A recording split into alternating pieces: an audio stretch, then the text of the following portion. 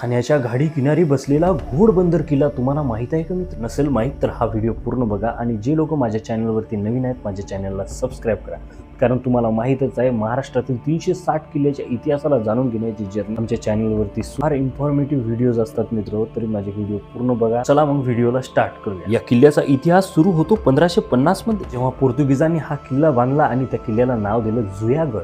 पण आता तुम्हाला प्रश्न पडला असेल की घोडबंदर का म्हणतात मग या किल्ल्याला? कारण इथून अरबी घोड्यांची मोठ्या प्रमाणात आयात व्हायची त्या काळात, म्हणूनच याला नाव पडले घोडबंदर. 1737 मध्ये थोरले बाजीराव यांच्या आज्ञेने चिमाजी अप्पाने जे आहे पोर्तुगीजावरती हल्ला केला आणि हा किल्ला पूर्णतः त्यांनी आपल्या ताब्यात आणि या किल्ल्यावरती भगवा फडक आणि तिथून या किल्ल्यावरती मराठा साम्राज्याचं अस्तित्व आलं.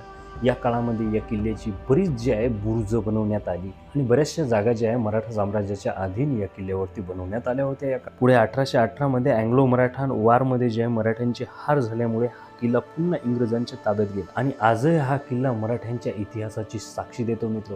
तर हा व्हिडिओ इथेच संपला. व्हिडिओ कसा वाटला मला कमेंट करून नक्की कळवा. व्हिडिओ छान वाटल्यास व्हिडिओला लाईक आणि माझ्या चॅनलला सबस्क्राईब करा. जय जिजाऊ, जय शिवराय, हर हर